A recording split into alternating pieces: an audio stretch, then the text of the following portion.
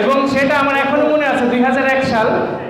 কিন্তু যেটা হয় আর কি, জীবনে প্রেম প্রথমবার আসলেও সেটা সফল হয় নাই, তো এইখানে এটার ব্যর্থতাও আছে। তো সব মিলিয়ে হচ্ছে কি যে প্রেজেন্টেশনটা জীবনে খুব বেশি গুরুত্বপূর্ণ। তো আজকে এখানে আমার মনে হয় একটা প্রবলেম হচ্ছে নেটওয়ার্কের, ভোল্টেজ প্রবলেম হচ্ছে না? আচ্ছা, ভোল্টেজ প্রবলেম হলে আমরা হাই ভোল্টেজ। তো যাই হোক, আমরা আমাদের জীবনে সবাই তো প্রপোজ করতে চাই, ইয়েস অর নো?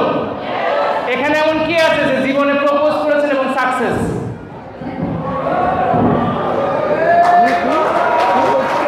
আলহামদুলিল্লাহ, আলহামদুলিল্লাহ।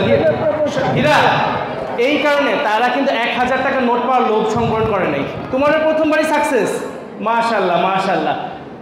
তো আসলে তার আমি চিন্তা করতেছিলাম তাহলে আজকে শেখাবো আপনাদেরকে, যেহেতু পাবলিক স্পিকিং এবং পাবলিক স্পিকিং অনেক বছর ধরে কাজ করি, অনেক জায়গায় আমি শেখাতে যাই, তারা শিখতে চায় যে ভাইয়া আমাদের একটু শেখান হাউ টু প্রপোজ সামওয়ান। তা আমরা কি প্রপোজ করাটা শিখতে চাই? কে কে শিখতে চায় প্রপোজ করা? আচ্ছা সবাই। এখন ধরেন এখানে যারা আছে, যেহেতু সবাই ইয়াং এবং আজকে এখানে আসছে, আমি একটা প্রতিশোধ নিতে চাই যে আমি যেটা পারি না সেটা আপনারা পারেন, ঠিক আছে? তো ধরেন একটা ছেলে একটা মেয়েকে অনেক পছন্দ করে, মন থেকে পছন্দ করে, কিন্তু তার সাহস হচ্ছে না তাকে গিয়ে বলার। ওই সামনে গেলেই ওই রকম হয়ে যায়, টিভি অ্যাডের মতো,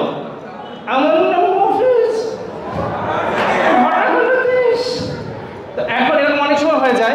পছন্দের মানুষের কাছে গেলে কিন্তু চোখ বড় বড় হয়ে যায়, হাত পা কাঁপাকাঁপি করে, ধরফড় করে, এরকম অনেক কিছু করে। কিন্তু বিষয়টা হচ্ছে, আপনি যদি একজন স্মার্ট বক্তা হন তাহলে আপনি আপনার পছন্দের মেয়ের সামনে যাবেন খুবই স্মার্টলি। আচ্ছা এক্সকিউজ মি, আপনার কি পাসপোর্ট আছে? তো মেয়েটা অবাক বলবে না। কেন? আপনার পাসপোর্ট নাই, তাহলে আপনি অবৈধভাবে আমার স্বপ্নে ঘোরাফেরা করেন কেন? তো তখন মেয়েটা কিন্তু একটু হাসবে, এই হাসার পর কথা বাড়বে এবং কথা বাড়ার পরে আরো অনেক ঘটনা ঘটবে। তা আসলে ফার্স্ট ইমপ্রেশন লাস্ট লঙ্গার। প্রথম ইমপ্রেশনটা খুব গুরুত্বপূর্ণ। প্রথম ইমপ্রেশনটা যেটা আজকে কিন্তু হীরা সরকার এত চমৎকারভাবে সবার মনোরঞ্জন করেছে, আমার কাছেও কিন্তু খুব ভালো লেগেছে যে এইটাই আসলে দরকার, যে প্রথমেই আপনাদের মনে জায়গা নিয়ে নেওয়া। আপনি আরেকভাবে বলতে পারেন যে আচ্ছা আপনি কি পারফিউম ব্যবহার করেন? বলে কেন? না সেই কখন ঘুমটা ভাঙছে কিন্তু এখনো সেই পারফিউমের ঘ্রাণটা নাকে লেগে আছে। তাহলে এই যে ব্যাপার যে মানুষকে ইমপ্রেস করা, এবং আপনি দেখবেন আমার জীবনে বহু দেখছি অনেক সুন্দর সুন্দর মেয়ে, কিন্তু এমন একটা পছন্দ করছে যেটা আসলে তার সাথে যায় না। কারণ কি? কারণ ছেলেটা জানে যে তাকে ইমপ্রেস করতে হয় কিভাবে। ইমপ্রেস করাটা খুব গুরুত্বপূর্ণ। আমরা একজন মানুষ হিসেবে সকাল থেকে রাত পর্যন্ত আমাদের প্রতিনিয়ত ইমপ্রেস করতে হয়, প্রতিনিয়ত সব জায়গায়। অফিসে থাকলে বসকে ইমপ্রেস করতে হয়, ক্লায়েন্টকে ইমপ্রেস করতে হয়, ঘরে থাকলে বউকে ইমপ্রেস করতে হয়, যে কোনো জায়গায় যায় না কেন ইমপ্রেস করতে হয়। এমনকি রিক্সাওয়ালাকে বলতে হয় মামা যাবেন কই, খুব বেশি দূরে না, এই যে সামনে। তো এই যে প্রতিনিয়ত আমাদেরকে যে ইমপ্রেস করতে হয়, কনভিন্স করতে হয়, সেটার জন্য একটা স্কিলের দরকার, এবং সেই স্কিলটা হচ্ছে পাবলিক স্পিকিং।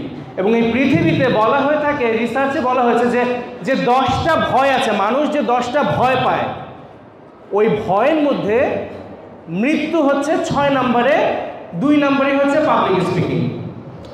তো এখন এই জিনিসটা খুব গুরুত্বপূর্ণ যে আমরা পাবলিক স্পিকিংটা যে শিখবো, কেন শিখবো? এখনকার যুগে যে কোনো জায়গায় নিজেকে প্রেজেন্ট করতে হয়, এবং বলা হয়ে থাকে আপনি যদি বড় উদ্যোক্তা হতে চান, এন্টারপ্রেনার হতে চান, তাহলে আপনাকে অবশ্যই নিজের আইডিয়াটা আরেকজনকে বোঝাতে হবে। হ্যাঁ, আমরা যেমন হচ্ছে ট্রেনিংয়ের 2টা পার্ট, একটা হচ্ছে ফ্যাসিলিটেশন, যেটা একটু আগে আপনারা যে উপভোগ করেছেন, যে বিভিন্ন ধরনের অ্যাক্টিভিটি করা, এঙ্গেজমেন্ট করা, এই ফ্যাসিলিটেশন এটা একটা পার্ট। আর এখন যে পার্ট, এটা হচ্ছে পিওর ট্রেনিং, যে আসলে জিনিসগুলো শিখতে হবে, জানতে হবে। আপনাদের চাকরি জীবনে, উদ্যোক্তা জীবনে এই জিনিসটা দরকার। কেন দরকার, এই বিষয়গুলো নিয়ে আমরা কথা বলবো। তা আমি আমার পরিচয়টা বেশি দিব না, এটা আপনারা এখন যদি আপনারা গুগলে সার্চ করেন best public speaker in Bangladesh, আপনারা আমার নামটা পেয়ে যাবেন। সুতরাং হচ্ছে আর পরিচয় দিচ্ছি না। তো আমাদের বিগেস্ট কমিউনিকেশন প্রবলেমটা কি? The biggest communication problem that we do not listen to understand, we listen to reply. সারাটাক্ষণ আমরা খালি রিপ্লাই দিতে চাই। বন্ধু বান্ধব কিছু বলে, আরে তুই বল না আমি বলতেছি আরে তোর যা বলার বল, আমি বলতেছি। মানে কেউ কাউরে বলতে দিতে চায় না, খালি শুনতে চাই। এই যে এই ছবিটা কি মনে আছে কারো? এটা মনে হয় দূর থেকে দেখা যাচ্ছে কিনা এই ছবিটা? একটা আর্মি অফিসারের সামনে একজন, নাও ইটস মাই টার্ন। আমাদের অনেকেরই মনে আছে। হ্যাঁ, ও আচ্ছা, এই পাবলিক স্পিকার আমাদের নেক্সট স্পিকার চলে আসছে। আচ্ছা, তো এখন এই যে মূলত বিষয়টা হচ্ছে কি, যার জ্ঞান কম তার চিৎকার বেশি, যার জ্ঞান কম তার চিৎকার বেশি। আর যার জ্ঞান বেশি সে হয় কি, যে অনেক ফলযুক্ত গাছের মতো ঝুলে থাকে, বিনয়ী, নম্র, ভদ্র, শুনে, শ্রবণকারী। তো আমাদের এই প্রবলেমটা আমি আপনাদের সবাইকে বলতেছি। আমি আমার 13 বছর চাকরি জীবন, 5 বছর উদ্যোক্তা জীবন, আমার 17-18 বছর কর্মজীবনে আমি এটা শিখেছি, দেখেছি, বুঝেছি যে মানুষগুলা নম্র, ভদ্র, সুশীল হয়, সে মানুষগুলা অনেক দূর পর্যন্ত যায়। চালাক হওয়া, বেয়াদব হওয়া, আইন অমান্য করা, রুলস ভঙ্গ করা, এই মানুষগুলা একটা সময় পর্যন্ত নিজেকে হিরো ভাবে, এরপর সে জিরো হয়ে যায়। কারণ আমরা কাছিম আর খরগোশের গল্পটা জানি, ঠিক আছে? সবসময় লেগে থাকা, অধ্যাবসায় একটা মানুষকে অনেক দূর পর্যন্ত নিয়ে যায়। আপনি কখনোই যে কোনো কিছু চিৎকার করে, আন্দোলন করে একটা নির্দিষ্ট সময় পর্যন্ত ধরে রাখতে পারবেন, এরপরে সেটাকে একটা ডিসিপ্লিনের মধ্যে না নিলে সেটা কখনোই সম্ভব না। এবং আমরা কিন্তু দেখতেছি প্রতিনিয়ত। তো সুতরাং আমাদের যে সমস্যাটা আছে, এই সমস্যাটা আমরা কি বুঝতে পেরেছি আমাদের এই সমস্যাটা কি আছে? আমরা কথা শুনি আগে, নাকি হচ্ছে কথা শোনার আগে উত্তর দেওয়ার চেষ্টা করি? এটা একটা আমাদের প্রবলেম। তো কথা বলার আদব কি? কথা বলার আদব হচ্ছে প্রথমে কথা শুনতে হবে, তারপর কথা বুঝতে হবে, তারপর কথা ভাবতে হবে, এরপর উত্তর দিতে হবে। এই 4টা হচ্ছে কথাবার্তার আদব। আচ্ছা, সাইডে যারা আছে একটু কথা হচ্ছে পর্দার বাইরে। আচ্ছা, তো কথাবার্তার আদব হচ্ছে 4টা। কি? প্রথমে কি কথা শুনতে হবে, তারপর কি কথা বুঝতে হবে, তারপর কি কথা ভাবতে হবে, তারপর উত্তর দিতে হবে। আপনারা যদি এই প্র্যাকটিসটা চালু করেন, বিশ্বাস করেন কালকে থেকে আপনাদের জীবন পরিবর্তন। কারণ আমাদের সারা জীবন, মানে সারাদিন যা ঘটে আমাদের কথাবার্তারই রিফ্লেকশন। সকালবেলা উঠে আমরা হয়তো আমার মাকে একটা অর্ডার দিচ্ছি, মা তুমি তাড়াতাড়ি নাস্তা দাও। আমি হয়তো বাবার কাছে বলছি, বাবা আজকে তুমি আমাকে টাকা দাও। আমি হয়তো কলেজে গিয়ে টিচারের সাথে কথা বলছি, বন্ধু বান্ধবের সাথে কথা বলছি। এই যে বিভিন্ন জায়গায় গিয়ে আমরা যে আমাদের কনভারসেশনগুলো করছি, এরই মাধ্যমে সারাদিন একটা রেজাল্ট বের হয়। হয় মনটা ভালো থাকে, নয় মনটা খারাপ থাকে। তো যদি সকালটাই সুন্দর করি, যে ঘুম থেকে উঠে নিজেকে বলি, বাহ, আল্লাহ পাকের কাছে অনেক ধন্যবাদ যে আজকে নতুন একটা দিন দেখতে পেলাম। আমরা কতজন আছে এই কাজটা করি? একজনও আছে এখানে? আছেন?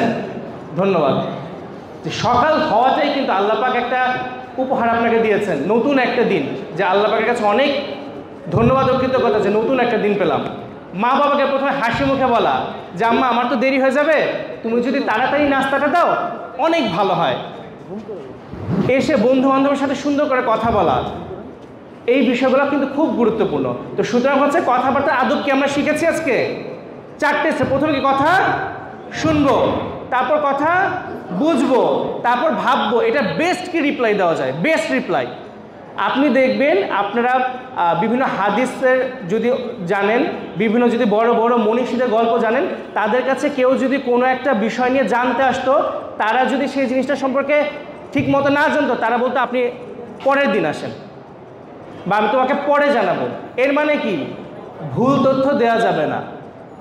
আমরা এক জিনিসটা শুনবো, জানবো, বুঝবো, ভাববো, তারপরে কিন্তু আমরা উত্তরটা দিব। তো ধন্যবাদ। তো এরপরে যেটা হচ্ছে অ্যাক্টিভ লিসেনিং। শোনার অনেক উপকার আছে। শুধুমাত্র পাবলিক স্পিকার হতে হলে ভালো একজন শ্রোতা হতে হবে। আমাদের প্রবলেমটা এখানে আমরা শুনতে চাই না। এই যে আমি দেখলাম যে গত পরশুদিন আন্দোলনের জন্য রাস্তা বন্ধ করা, একটা লোক হাত জোর করতেছে যে আমার বাচ্চাটা মারা যাবে, অ্যাম্বুলেন্সটা ছেড়ে দেন প্লিজ। এই শিক্ষার্থী যারা, আমরা কিন্তু দেখেছি 18 সালে এবং এর পরবর্তীতেও যে ইমার্জেন্সি একটা লাইন করে দিয়েছে যাতে অ্যাম্বুলেন্স চলে যেতে পারে, কিন্তু এখন কেন করলো না? আন্দোলনের জায়গায় ওকে অ্যাম্বুলেন্স যাওয়ার জন্য একটা ইমার্জেন্সি লাইন তো করা যেত না? এরাই তো 18 সালে করেছে না, আমরাই করেছি না? এখন ব্যাপারটা হচ্ছে কি, আমরা বোঝার শক্তিটা হারিয়ে ফেলছি। কোনটা অধিকার আদায়ের জন্য আর কোনটা মানুষের জন্য অত্যাচার হয়ে যাচ্ছে, এই জায়গায় আমাদের পার্থক্যটা বুঝতে হবে। তো এটা হবে কি, আরেকজনের কথা শুনতে হবে যে তার প্রবলেমটা কি এবং আমি তার জন্য কি করতে পারি। অ্যাক্টিভ লিসেনিংয়ের যে বিষয়টা, এটা হচ্ছে demonstrates genuine interest in others perspective. আপনি একজন পাবলিক স্পিকার হতে চান, আয়মান সাদিক হতে চান, বা হচ্ছে ডন সামদানি হতে চান, বাংলাদেশে অনেক বড় বড় বক্তা হতে চান, কেউ কি সোলাইমান সুখন হতে চান? না, হতে চান। কিন্তু 2 বছর আগে কিন্তু অনেকে হাত তুলত। কারণ কি? কারণ হচ্ছে নৈতিকতা। একজন বক্তা হতে হলে তার নৈতিকতার প্রয়োজন আছে, নৈতিক মূল্যবোধের প্রয়োজন আছে। কারণ আমরা যা বলি সেই জিনিসটা আমি সত্যিকারে নিজে বিশ্বাস করি কিনা এটা গুরুত্বপূর্ণ। তো সুতরাং অ্যাক্টিভ লিসেনিংয়ের যে বিষয়টা হচ্ছে demonstrate genuine interest in others perspective, আরেকজনের বিষয়টা বোঝা। আমরা একটু এদিকে লক্ষ্য করি, যেহেতু সময় খুব কম, বেশিক্ষণ সময় নাই। আর ইংরেজিতে একটা কথা আছে, এ hungry man is an angry man, মানে হচ্ছে ক্ষুধা যার লাগে সে কিন্তু তখন থাকে কি, রাগী। অলরেডি দুপুরের সময় চলে আসতেছে, অনেকের ক্ষুধা লেগেছে, আর পড়াশোনা করলে ক্ষুধাটা একটু বেশিই লাগে। তো সুতরাং হচ্ছে আমি কোনো রাগাবো না, যেহেতু আজকে অনেকগুলো সেশন, এখানে লার্নিংয়ের প্রয়োজন আছে যে আমি ফিডব্যাকটা কি নিয়ে যাব আজকে প্রোগ্রামে। তো যেহেতু পাবলিক স্পিকিংয়ের বিষয়গুলো আমরা একটু শেখার চেষ্টা করি। আমি আসলে মানে কি বলবো, আমি ওনাকে দেখছি আর মুগ্ধ হচ্ছি, স্যারের জন্য একটা চমৎকার কদলে প্রত্যাশা করছি। আমি আজকে ওনার কাছ থেকে এত কিছু শিখেছি, আমি আসার পর থেকে ওনার নোটিস করছি প্রত্যেকটা জিনিস, আমি এই জিনিসগুলো নিয়ে যাচ্ছি আজকে স্যারের কাছ থেকে। তো এখন হচ্ছে demonstrate genuine interest in others perspective, আরেকজনের দৃষ্টিভঙ্গি বোঝা। আপনারা জানেন, আপনারা তো ইয়াং জেনারেশন, এই যে ছেলে মেয়েরা সুসাইড করছে। কিছুদিন আগে আমি আমার নটর ডেম কলেজে যখন আমি পড়তাম, এবং মজার ব্যাপার হচ্ছে 2001 সালে নটর ডেম কলেজে যখন আমি পড়ি, আমাদের শুক্র শনি বন্ধ ছিল, কিন্তু সোহরাওয়ার্দী কলেজে শনিবারে ক্লাস হতো। তা আমি বাসায় বলতাম যে আমার সপ্তাহে 6 দিনই ক্লাস হয়, শনিবার দিন এখানে এসে আমি আমার বন্ধুদের সাথে ক্লাস করতাম। তো মানে এইরকম তখনকার সময় আমরা পার করেছি। তো মজার ব্যাপার, তো নটর ডেম কলেজে দেখেছেন যে 2টা ছেলের যে 2টা ঘটনা, এর মধ্যে একটা ছিল সুসাইডের ঘটনা। আমাদের দেশে না সহ পৃথিবীর মধ্যে এই যে সুসাইডের যে ঘটনাগুলো ঘটে শিক্ষার্থীদের, এদের মূল সমস্যা নাই, এটা হয়ে যাবে, এটার মূল কারণ হচ্ছে কি জানেন? আমাদের কথা আরেকজন শুনতে চায় না। যে মানুষগুলো সুসাইড করেছে, ছেলেমেয়েরা বা যারা এখনো চিন্তা করে যে আমি এই ধরনের একটা দুর্ঘটনা ঘটাবো, এদের মূল ব্যাপারই হচ্ছে এদের কথা কেউ শুনতে চায় না। সে হয়তো তার বাবা মাকে তার মনের কথাটা বলতে পারেনি, সে হয়তো তার ভালোবাসার মানুষকে তার কথাটা বলতে পারেনি, তার কথাটা হয়তো তার বন্ধু মনোযোগ দিয়ে শুনেনি, তার মনে হচ্ছে যে পৃথিবীতে তার কথা শোনার মতো কেউ নাই। এই সমস্ত কারণে সে কী করেছে, তার দুর্ঘটনা ঘটিয়ে ফেলেছে। আচ্ছা, আজানের জন্য কি আমরা 5টা মিনিট সময় নিই না? আজান ব্রেক থেকে আমরা এখানে একটা খেলা খেলবো। খেলাটা হচ্ছে এখানে আমরা যারা আছি, আমাদের সম্মানিত প্রধান অতিথি ছাড়া বাকি সবাই আমরা একটু দাঁড়াবো। আচ্ছা, এখন যে কাজটা করব, আমি 1 2 3 বলার সাথে সাথে আমরা প্রথমে ডান দিকে যে আছে তাকে জোরে তালি বাজাবো তার হাতে এবং বলবো ইউ আর অসাম। এরপরে বাম দিকে যে আছে তার সাথে তালি বাজাবো এবং বলবো কি, ইউ আর অসাম। ঠিক আছে? আমরা সবাই তো অসাম, ইয়েস অর নো? আজকের অডিয়েন্সরা অসাম। আমি যখন 1 2 3 বলবো, বলার সাথে সাথে ডান দিকে তালি বাজাবো ইউ আর অসাম এবং বাম দিকে তালি বাজাবো ইউ আর অসাম। কিন্তু হীরার না ডান দিকে আছে না বাম দিকে আছে, কি করবে? হ্যাঁ, নিজে। ওকে, আমরা একটা ট্রাই করি। ওকে, 1 2 3। হয় নাই, জোরে করতালি দিব। এই যে যেমন এই ভাইয়ের সাথে জোরে করতালি দিয়ে বলবো কি, ইউ আর অসাম। ঠিক আছে? আবার 1 2 3। আচ্ছা, থ্যাংক ইউ সো মাচ সবাইকে, বসার জন্য অনুরোধ করছি। আমরা সবাই অসাম। তো একটু আগে যে বিষয়টা বলছিলাম, যে সেটা হচ্ছে কমপ্লেইনটা হচ্ছে আমাদের কথা কেউ শুনতে চায় না। কথা শুনতে হবে আরেকজনের। এই যে আমরা যেমন হচ্ছে যারা পুরুষ মানুষ দুই প্রকার, হ্যাঁ, জীবিত আর বিবাহিত। এখন বাসা থেকে বের হবো সকালবেলা, বউয়ের সাথে ঝগড়া লাগিয়েছি, বউ বলতেছে হ্যাঁ তুমি এটা আনো না ওটা আনো না, ঘুরতে নিয়ে যাও না, শাড়ি কিনে দাও না, ইচ্ছা এটা দাও না ওটা দাও না ওটা দাও না। আমিও বলতেছি বাসায় এসে তুমি চিল্লাচিল্লি শুরু করো, এটা করো ওইটা করো, শান্তিতে থাকতে পারি না, ঘুমাইতে পারি না, খাইতে পারি না, কিছু করতে পারি না। এখন চলে যাবো অফিসের দিকে রাগ করে, তখন যদি আমার বউ আমাকে বলে এই শোনো, আমার বউ পিছন থেকে যদি বলে এই শোনো, তখন আমি ঘুরে বললাম কি আজকে একটু তাড়াতাড়ি আসা যায় না? তখন কি আর রাগ থাকে? মূল ব্যাপারটা হচ্ছে আমরা মানুষের সাথে সুন্দর করে কথা বলতেই চাই না, এই কারণে আমরা সুন্দর করে কথা বলতে পারি না। প্রবলেমটা হচ্ছে আমরা মানুষের সাথে সুন্দর করে কথা বলতেই চাই না। একটা মানুষের সাথে সুন্দর করে কথা বললে কি হয়, এখন এমন একটা অবস্থা হয়ে গেছে রাস্তা দিয়ে কারোর সাথে ধাক্কা লাগলে মনে হয় সে আমাকে মেরে ফেলবে। আরে ধাক্কা লাগলে তো ভালোবাসাও হইতে পারতো না? ক্লোজ আপের মতো কাছে আসো কাছে আসো কাছে আসো, আহা হীরা, মানে এই কাছেও তো আসতে পারতো, কাছে না এসে একেবারেই দূরে ঠেলা যায়, এটা কোনো হলো না। তো আমাদের কথার মাধ্যমে বিশ্ব জয় করতে হবে, একমাত্র কথা দিয়েই জয় করা সম্ভব। ইসলামেও বলা আছে যে কথার মধ্যে জাদু আছে, কথা দিয়ে কিন্তু মানুষের আমরা কি বলি ব্রেন ওয়াশ করা যায়, তাকে যে কোনো ডিসিশন নেওয়ানো যায়, কথা দিয়ে সব কাজ করা যায়। এই কথার শক্তি, বাক শক্তি মহান আল্লাহ তাআলা আমাদেরকে দিয়েছেন, এই শক্তিটা আমাদের বুঝতে হবে এবং এই শক্তিটা দিয়ে কাজে লাগাতে হবে। আজকে থেকে আমরা পাবলিক স্পিকিং শিখবো না, পাবলিক স্পিকিং কাজে লাগাবো। পাবলিক স্পিকিং শিখবো না, পাবলিক স্পিকিং কাজে লাগাবো, কারণ অলরেডি আমরা প্রত্যেকে এক একজন স্পিকার, রাইট?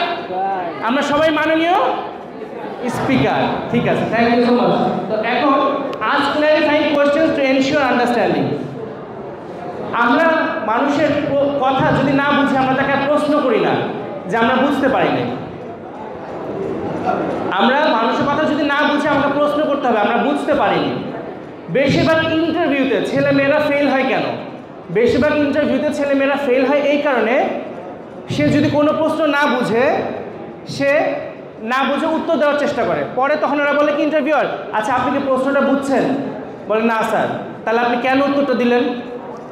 তো বেশিরভাগ সময় আমাদের সমস্যাটা হচ্ছে আমরা যদি কোনো প্রশ্ন না বুঝি এটা জিজ্ঞেস করা যে স্যার দয়া করে একটু আরেকবার বলবেন, আমি ঠিক মতো শুনতে পাইনি, তখন সে কিন্তু আরেকবার বলবে। তো এই জিনিসটা গুরুত্বপূর্ণ। এবং 3 number, provides feedback to show engagement in conversation. কেউ যখন আপনার সাথে কথা বলে তখন আপনি যদি এইভাবে হাতটা ব্লক করে রাখেন, হাতটা অন্যদিকে দিয়ে রাখেন, অন্যদিকে তাকিয়ে রাখেন, এর মানে কি? ইউ আর নট লিসেনিং, আপনি তো কথা শুনছেন না। কারো কথা শোনার আদব হচ্ছে তার দিকে তাকিয়ে থাকা বা তার দিকে মাথা ঝুঁকিয়ে রাখা। আমরা শিক্ষকের সামনে যেভাবে কথা শুনতাম 90 দশকের, আমরা আসলে শিক্ষকদেরকে অন্য লেভেলে ভালোবাসতাম। আমার মনে হয় এটা বেহেস্তি ভালোবাসা। আমি এখন দেখি না, সত্যি কথা, দুঃখজনক। আমরা আমাদের শিক্ষককে আমাদের বাবা মার মতোই শ্রদ্ধা করেছি। রাস্তা দিয়ে শিক্ষক গেলে বন্ধু বান্ধব কেউ সিগারেট যদি থাকতো হাতের মধ্যে দৌড়, মানে কোনো ওই দিকে নাই, হয়তো ক্লাস নেয়নি তারপরও, কিন্তু এখন এই সম্মানটা আমাদের শিক্ষকদের করতে হবে। তো কারো কথা শোনার আদব হচ্ছে সে যেই হোক তার দিকে তাকিয়ে অথবা তার দিকে একটু নিচু শোনা, যে আপনি তার কথা শুনছেন, হয়তো আপনি শুনছেন না, ধরেন আপনি শুনছেন না কথা, কিন্তু ভাব করা যে আপনি তার কথা শুনছেন। এতে ওই লোকটা মনে করে যে তাকে গুরুত্ব দেওয়া হচ্ছে।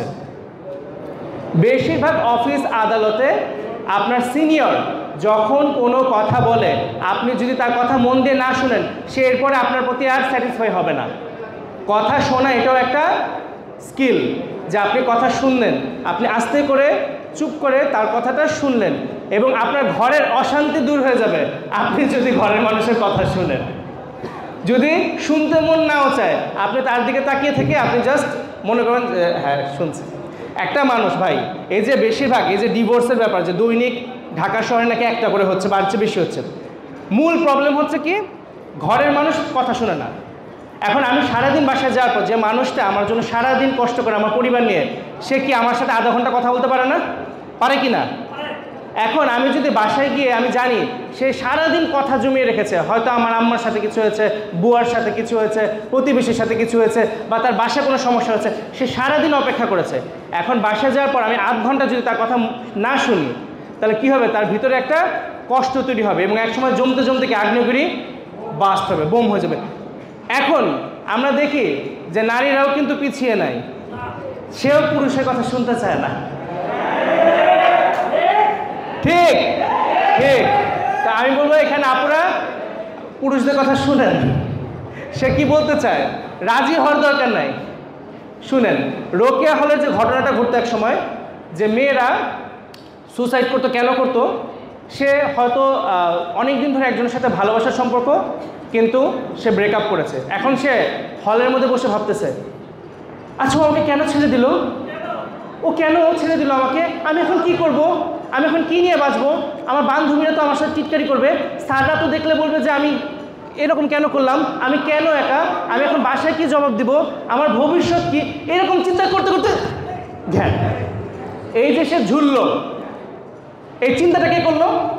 সে নিজেকে কষ্ট কে দিল, সে নিজেকে ক্ষতি কে করলো, সে নিজে। আর কার কোনো দোষ আছে? এখনকার সময় কেউ যদি আপনার ভ্যালু না বুঝে চলে যায়, আপনি মনে মনে বলবেন ও একটা ছোট লোক, ও একটা ফকির, ও আমার ভ্যালু বুঝে না, ও একটা হীরার মূল্য দিতে জানে না, ও চলে গেছে, এটাই সবচেয়ে ভালো হয়েছে। শুনেন, এখন কিন্তু মানুষের অভাব নাই, ভালোবাসা মানুষেরটা আরও অভাব নাই। তো সুতরাং হচ্ছে, আপনি যদি কাউকে ভালোবাসেন, যদি সে আপনাকে মূল্য না দেয়, এর মানে সে সেটার যোগ্য না। আর যে যোগ্য না তাকে আপনি কেন দিবেন? যে যোগ্য না তাকে দেওয়ার তো কোনো দরকার নেই। তো মূলত হচ্ছে ব্যাপার এটা। তো অ্যাক্টিভ লিসেনিং। তো আমরা আরেকটা খেলা খেলবো এখন, সেটা হচ্ছে আমি এরকম বা স্টেজে এইদিকে আমি 10 জনকে ডাকতে চাই। 10 জন কারা আসবেন? আচ্ছা, পিছন থেকে আপনাদের মধ্যে কে আছে দেখি একটু হাত তোলেন, কে আসবেন সামনে স্টেজে? আচ্ছা আপু আপনি আসেন, চশমা পরা আপু আপনি আসেন পিছনে। হাত তুলছেন কে কে? হাত তুলে রাখেন, তারপর ডাক দিতেছি। হ্যাঁ, এই 2 জন আসেন, 5 জন আপু আপনিও আসেন, ওই যে এই আপু আসেন, আরেকজন, 5 জন। হ্যাঁ, এখানে আসেন, নিচে দাঁড়ান। এবার ছেলেদের মধ্যে এই যে সবুজ ব্যাচ পরা, হাতে কলম, চলে আসেন। তারপরে এই যে এইদিকে নীল শার্ট পরা, আপনিও আসেন। পিছনে চশমা পরা, এই যে আপনি আমার দিকে তাকাচ্ছেন, হ্যাঁ চলে আসেন। আচ্ছা এই যে আপনি চলে আসেন ভাই, আপনার হাসিটা সুন্দর, আর হাসি সুন্দর, এই যে পিছন থেকে। আচ্ছা, একটু আগে 1000 টাকা জিতছিল যে, সে কই? হ্যাঁ চলে আসেন। আচ্ছা কয়জন হলো? 1 2 3 4 5 6 7 8 9 10 জন। ওকে, 10 জন। আজকে যে জিতবে তাকে আমি আমার লেখা বই আমি উপহার দিব, ঠিক আছে? ওকে। এখন আমি ওনাদেরকে একটা সেন্টেন্স বলবো, এই সেন্টেন্স যে 10 বার বলতে পারবে দ্রুত, সে জয়ী হবে।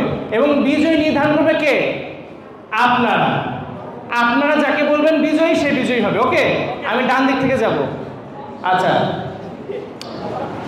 যেহেতু প্রথম বিজয়ী, আপনি বলেন 10 বার। হ্যাঁ, জলে চুন তাজা তেলে চুল তাজা। কথা বুঝতে পারলাম না। জলে চুন তাজা তেলে চুল তাজা, টানা 10 বার বলবেন। আরেকটা দিব। চাচা চাচায়, চাচি চেঁচায়, চা চড়াতে চায় না চাচি, চঞ্চলি চুলায়। আরেকবার বললে ভালো হইতো। সহজটা দিই। আচ্ছা আরেকটা দিই। সাদা ভাত সাথে শশা সালাদ। সাদা ভাত সাথে শশা সালাদ। সাদা ভাত সাথে শশা ভাত সালাদ। আচ্ছা, থ্যাংক ইউ। এর মানে হচ্ছে কি, সব খেলায় জয়ী হওয়া যায় না। আচ্ছা, কোনটা দিব? একটু সহজ দিব। আচ্ছা, সহজ দিই আপনাকে। জলে চুল তাজা তেলে চুল তাজা। জলে চুল তাজা। আচ্ছা, জলে চুল তাজা তেলে চুল তাজা। চেলে চুল জলে চুল তাজা তেলে চুল তাজা হবে না? ট্রাই করেন। জলে চুল তাজা তেলে চুল। জলে চুল তাজা তেলে চুল তাজা। আর পাবেন না। আচ্ছা, আপনি সহজ। আচ্ছা, সহজ দিন। চাচা তুমি কি চাচা চটা চাচ্ছো নাকি আচাচা চটা চাচ্ছো? চাচা তুমি কি চাষা চটা চাষো নাকি আচার চাটা? আচ্ছা, ওইটা বাদ দেয়। চাচা চেঁচায়, চাচি চেঁচায়, চা চড়াতে চায় না চাচি, চচ্চড়ি চুলায়। চাচা চেঁচায়, চাচি চেঁচায়, চা চড়াতে চায় না চাচি চাচি। তারপর কাশি চা চালাতে চাই। আর কোনটা না হয় না ইংরেজিতে দিব হ্যাঁ পারবেন ট্রাই করতে পারেন আচ্ছা wicket cricket is net at a critical match thank you আপনি কোনটাকে দিব সহজ না সহজ একদম সহজ সাদা ভাত সাথে শশা সালাদ সাদা ভাত সাথে হ্যাঁ ready। সাদা ভাত সাথে শশা আবার একটু ট্রাই সাদা ভাত সাথে শশা সালাদ সাদা ভাত সাথে সালাদ হ্যাঁ 10 বার সাদা ভাত সাথে সালাদ হ্যাঁ সাদা ভাত সাথে সালাদ সাদা ভাত সাথে ওনারটা হয়ে গেছে সাদা ভাত সাথে শশা সালাদ সাদা ভাত সাথে শশা সালাদ আচ্ছা থ্যাংক ইউ সো মাচ ভাইয়া কোনটা দিব বাংলা ইংরেজি হিন্দি হ্যাঁ হিন্দি আরবি তামাল্লিমা ওয়ালা হাবিলতা মাতমানা লিল্লাহ আচ্ছা যাই হোক দুষ্টামি কাইফা হালুকা না আমি হালুয়া খাই নাই আচ্ছা এখন হচ্ছে আমি তাহলে একটা ইংরেজি দিই হ্যাঁ she is sing ship sitting on the seashore She is seeing ship sitting on the seashore. She is seeing sheep sitting on the seashore. She is seeing ships sitting on the seashore. She is seeing sheep sitting on the seashore. Thank you so much. अच्छा आपको আপনাকে একটা হিন্দি দেই হ্যাঁ দেই पके paper पका पपीता पका पेड़िया पका पपीता पके पेड़ को पत्ते पिंको पिंको पके पका पपीता পাকা পেকে আচ্ছা সহজ বাংলায় দেই হ্যাঁ বাবলা গাছে বাঘ উঠেছে বাবলা গাছে বাঘ উঠেছে বাবলা গাছে বাঘ উঠেছে বাবলা গাছে বাঘ উঠেছে বাবলা গাছে এই আমি কি শুনতে পাই নাই হ্যাঁ বাগলা না বাবলা বাবলা গাছে বাঘ উঠেছে বাবলা গাছে বাঘ উঠেছে বাবলা গাছে বাঘ উঠেছে বাবলা গাছে বাঘ উঠেছে কি পেরেছে আমাদের করতালি হবে না আচ্ছা সে বলতেছে এটা নাকি ম্যাচ ফিক্সিং এর মতো ফিক্স করা হয়েছিল এটা তো ফিক্স করা হয় নাই আচ্ছা থ্যাংক ইউ আচ্ছা এবার আপু কোনটা নেবেন বলেন সহজ কি দিতে পারি বলেন বাংলায় যে কয়টা বলছি এটা হবে আচ্ছা আমি একটা দিই আমি বৃষ্টিতে ভিজিতে তোমাকে খুঁজিতে বুঝিতে পারলাম যে তুমি এসেছো আমি বৃষ্টিতে ভিজিতে তোমাকে খুঁজিতে বুঝতে পারলাম তুমি এসেছো আমি বৃষ্টিতে বুঝিতে পারলাম তুমি এসেছো আমি বৃষ্টিতে ভিজিতে তোমাকে খুঁজিতে বুঝিতে পারলাম তুমি এসেছো চমৎকার করতালি হবে সহজ না ও ছেলেদেরকে কিন্তু ওগুলোই দিয়েছি তো আপনাকে ওটা দিই সাদা ভাত সাথে শশা সালাদ সাদা ভাত সাথে শসা সালাদ সাদা ভাত সাথে শসা সালাদ সাদা ভাত সাথে শসা সালাদ সাদা ভাত সাথে শসা সালাদ সাদা ভাত সাথে শসা সালাদ সাদা ভাত সাথে শসা সালাদ মুখস্থ করলো এত দ্রুত তো হয় না আপু আপনার কোনটা দিব এটাই বলবেন না অন্যটা বলেন যে কোনো একটা হ্যাঁ পাখি পাকা পেঁপে খায় ওকে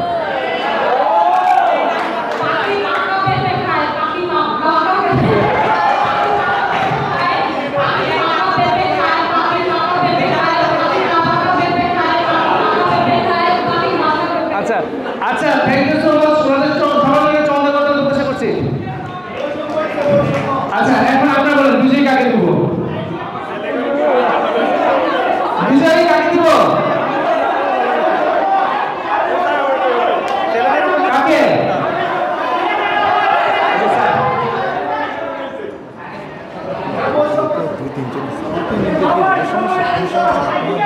আমার বই আছে আমার টাকা আছে বলো যেখানে তো শেষ 2-3 দিনই ভালো হ্যাঁ